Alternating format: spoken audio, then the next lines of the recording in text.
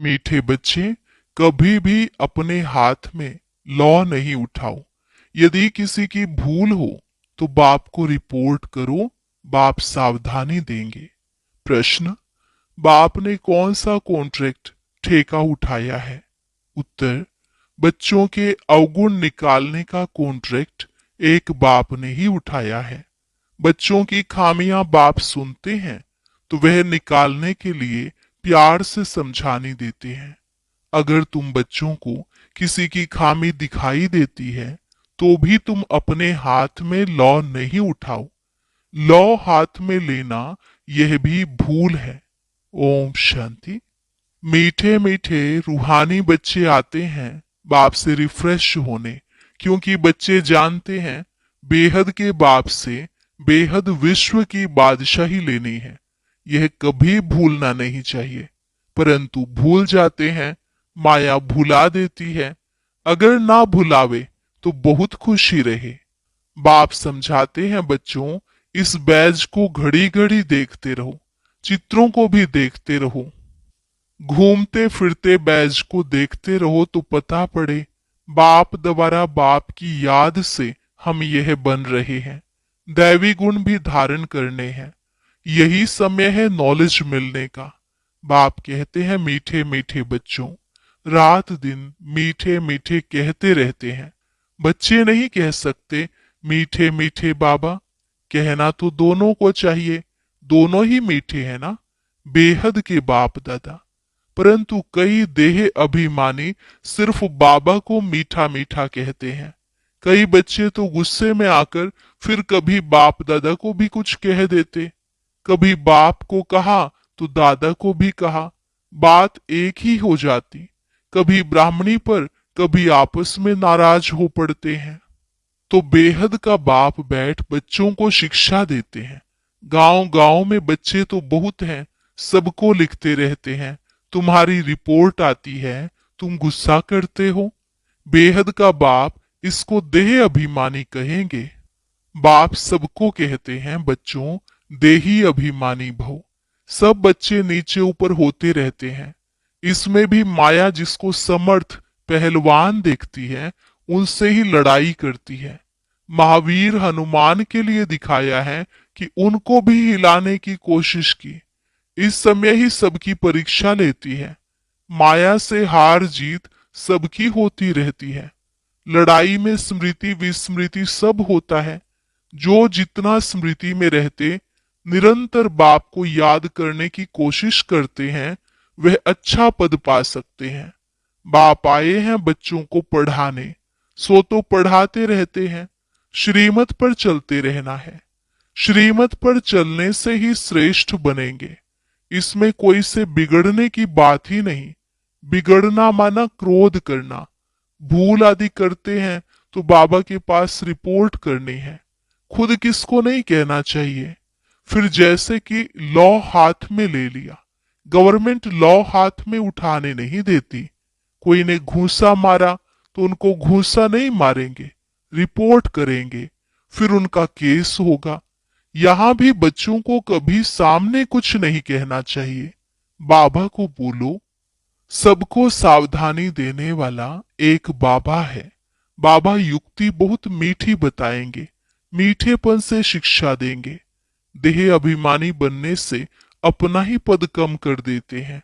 घाटा क्यों डालना चाहिए। जितना हो सके बाबा को बहुत प्यार से याद करते रहो। बेहद के बाप को बहुत प्यार से याद करो। जो बाप विश्व की बादशाही देते हैं, सिर्फ दैवी गुण धारण करने हैं। किसकी भी निंदा नहीं करनी है। देवताएं किसकी निंदा करते हैं क्या? कई बच्चे तो निंदा करने के बिगर रहते नहीं। तुम बाप को बोलो तो बाप बहुत प्यार से समझाएंगे, नहीं तो टाइम वेस्ट होता है। निंदा करने से तो बाप को याद करो तो बहुत बहुत फायदा होगा। कोई से भी वाद विवाद ना करना बहुत अच्छा है। तुम बच्चे दिल में समझ से हो हम नई दुनिया की बादशाही स्थापन कर रहे हैं। अंदर में कितना फकुर रहना चाहिए। मुख्य है ही याद और दैवी गुण। बच्चे चक्र को याद करते ही हैं, वह तो सहज याद पड़ेगा। 84 का चक्र है ना। तुमको सृष्टि के आदि मध्य अंत ड्यूरेशन का पता है, फिर औरों को भी बहुत प्यार से परिचय देना है। बेहद का बाप हमको विश्व का मालिक बना रहे हैं, राजयोग सिखला रहे हैं। विनाश भी सामने खड़ा है भी संगम युग, जबकि नई दुनिया स्थापन होती है और पुरानी दुनिया खलास होती है। बाप बच्चों को सावधान करते रहते हैं, सिमर सिमर सुख पाओ, कलह कलेश मिटे सब तन के। आधा कल्प के लिए मिट जाएंगे। बाप सुख धाम स्थापन करते हैं, माया रावण फिर दुख धाम स्थापन करते हैं। यह भी तुम बच्चे जानते हो, नंबरवार पुरुषार्थ अनुसार। बाप का बच्चों में कितना लव होता है। शुरू से बाप का लव है। बाप को मालूम है, मैं जानता हूं, बच्चे जो काम चिता पर काले हो गए हैं, उन्हों को गोरा बनाने जाता हूं। बाप तो नॉलेजफुल है। बच्चे धीरे धीरे नॉलेज लेते हैं, माया फिर भुला देती है, खुशी आने नहीं देती। बच्चों को तो दिन प्रतिदिन खुशी का पारा चढ़ा रहना चाहिए। सतयुग में पारा चढ़ा हुआ था, अब फिर चढ़ाना है याद की यात्रा से। वह धीरे धीरे चढ़ेगा। हार जीत होते होते फिर नंबरवार पुरुषार्थ अनुसार कल्प पहले मिसल अपना पद पा लेंगे। बाकी टाइम तो वही लगता है जो कल्प कल्प लगता है। पास भी वही होंगे जो कल्प कल्प होते होंगे। बाप दादा साक्षी हो, बच्चों की अवस्था को देखते और समझानी देते रहते हैं। बाहर सेंटर शादी पर रहते हैं तो इतना रिफ्रेश नहीं रहते हैं। सेंटर से होकर फिर बाहर के वायुमंडल में चले जाते हैं। इसलिए यहाँ बच्चे आते ही हैं रिफ्रेश होने के लिए। बाप लिखते भी हैं, परिवार सहित सबको याद प्यार देना। वह है हद का बाप, यह है बेहद का बाप। बाप और दादा दोनों का बहुत लव है, क्योंकि कल्प कल्प लवली सर्विस करते हैं और बहुत प्यार से करते हैं। अंदर तरस पड़ता है। नहीं पढ़ते हैं या चलन अच्छी नहीं चलते हैं, श्रीमत पर नहीं चलते हैं तो तरस पड़ता है, यह कम पद पाएंगे। और बाबा क्या कर सकते हैं। वहां और यहाँ रहने में बहुत फर्क है, परंतु सब तो यहाँ नहीं रह सकते हैं। बच्चे वृद्धि को पाते रहते हैं, प्रबंध भी करते रहते हैं। यह भी बाबा ने समझाया है। यह आबू सबसे भारी तीर्थ है। बाप कहते हैं, मैं यहाँ ही आकर सारी सृष्टि को 5 तत्वों सहित सबको पवित्र बनाता हूँ। कितनी सेवा है। एक ही बाप है जो आकर सर्व की सदगति करते हैं, सो भी अनेक बार किया है। यह जानते हुए भी फिर भूल जाते हैं। तब बाप कहते हैं, माया बड़ी जबरदस्त है, आधा कल्प इनका राज्य चलता है। माया हराती है, फिर बाप खड़ा करते हैं। बहुत लिखते हैं, बाबा हम गिर गया। अच्छा, फिर नहीं गिरना, फिर भी गिर पड़ते हैं। गिरते हैं तो फिर चढ़ना ही छोड़ देते हैं। कितनी चोट लग जाती है, सबको लगती है। सारा मदार है पढ़ाई पर। पढ़ाई में योग है ही, फलाना मुझे यह पढ़ा रहे हैं। अब तुम समझते हो बाप हमको पढ़ा रहे हैं।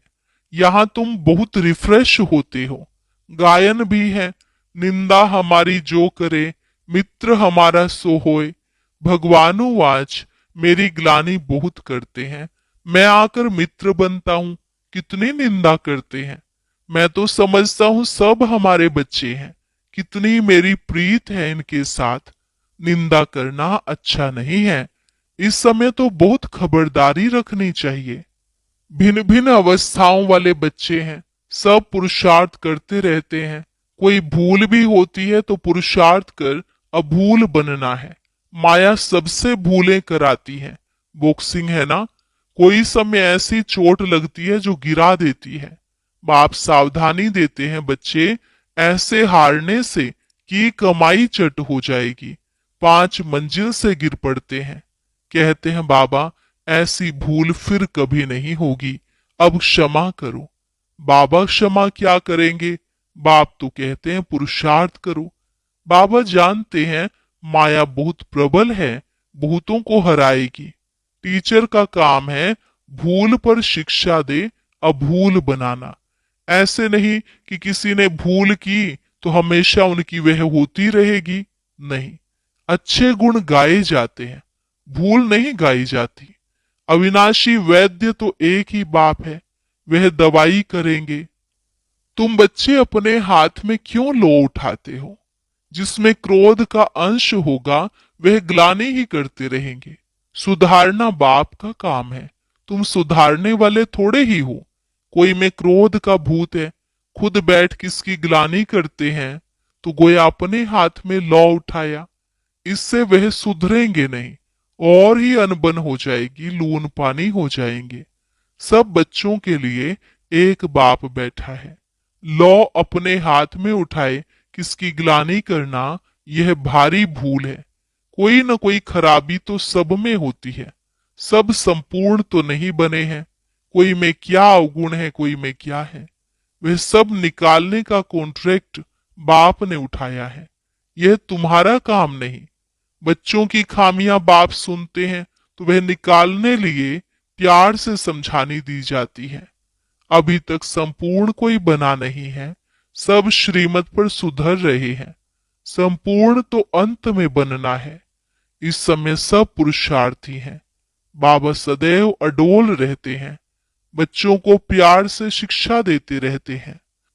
शिक्षा देना बाप का काम है, फिर उस पर चले ना चले वह हुई उसकी तकदीर। कितना पद कम हो पड़ता है। श्रीमत पर न चलने कारण कुछ भी ऐसा करने से पद भ्रष्ट हो जाएगा। दिल अंदर खाएगा हमने यह भूल की है, हमको बहुत मेहनत करनी पड़ेगी। किसका भी अवगुण है तो वह बाप को सुनाना है, दर दर सुनाना। यह देह अभिमान है, बाप को याद नहीं करते हैं। अव्यभिचारी बनना चाहिए ना। एक को सुनाएंगे तो झट वह सुधर जाएंगे। सुधारने वाला एक ही बाप है, बाकी तो सब है अनसुधरे। परंतु माया ऐसी है, माथा फिरा देती है। बाप एक तरफ मुंह करते, माया फिर घुमाकर अपनी तरफ कर लेती है। बाप आए ही हैं सुधार कर मनुष्य से देवता बनाने। बाकी दर दर किसका नाम बदनाम करना, यह बेकायदे है। तुम शिव बाबा को याद करो, जजमेंट भी उनके पास होती है ना। कर्मों का फल भी बाप देते हैं। भले ड्रामा में है, परंतु किसका नाम तो लिया जाता है ना। बाप तो बच्चों को सब बातें समझाते रहते हैं। तुम कितने भाग्यशाली हो, कितने मेहमान आते हैं। जिनके पास बहुत मेहमान आते हैं वह खुश होते हैं। यह बच्चे भी हैं तो मेहमान भी हैं। टीचर की बुद्धि में तो यही रहता है, मैं बच्चों को इन जैसा सर्वगुण संपन्न बनाऊं। यह कॉन्ट्रैक्ट बाप ने उठाया है ड्रामा के प्लान अनुसार। बच्चों को मुरली भी कभी मिस नहीं करनी चाहिए। मुरली का ही तो गायन है ना। एक दिन भी मुरली मिस की तो जैसे स्कूल में एब्सेंट पड़ गई। यह है बेहद के बाप का स्कूल, इसमें तो एक दिन भी मिस नहीं करना चाहिए। बाप आकर पढ़ाते हैं। दुनिया में किसको मालूम थोड़े ही है स्वर्ग की स्थापना कैसे होती है, यह भी कोई नहीं जानते हैं। तुम सब कुछ जानते हो। यह पढ़ाई बहुत बहुत अथाह कमाई की है। जन्म जन्मांतर के लिए इस पढ़ाई का फल मिल जाता है। विनाश का सारा ताल्लुक तुम्हारी पढ़ाई से है। तुम्हारी पढ़ाई पूरी होगी और यह लड़ाई शुरू होगी। पढ़ते पढ़ते बाप को याद करते, जब मार्क्स पूरी हो जाती है, इम्तिहान हो जाता है, तब लड़ाई लगती है। तुम्हारी पढ़ाई पूरी हुई तो लड़ाई लगेगी। यह नई दुनिया के लिए बिल्कुल नया ज्ञान है, इसलिए मनुष्य बेचारे मूंझते हैं। अच्छा, मीठे मीठे सिकिलधे बच्चों प्रति मात पिता बाप दादा का याद प्यार और गुड मॉर्निंग। रूहानी बाप की रूहानी बच्चों को नमस्ते। रूहानी बच्चों की रूहानी बाप दादा को नमस्ते नमस्ते, गुड मॉर्निंग। शुक्रिया बाबा, शुक्रिया। धारणा के लिए मुख्य सार। पहली पॉइंट, किसी के अवगुण देख उसकी निंदा नहीं करना है। जगह जगह पर उसके अवगुण नहीं सुनाने हैं। अपना मीठापन नहीं छोड़ना है। क्रोध में आकर किसी का सामना नहीं करना है। सबको सुधारने वाला एक बाप है, इसलिए एक बाप को ही सब सुनाना है। अव्यभिचारी बनना है। मुरली कभी भी मिस नहीं करनी है।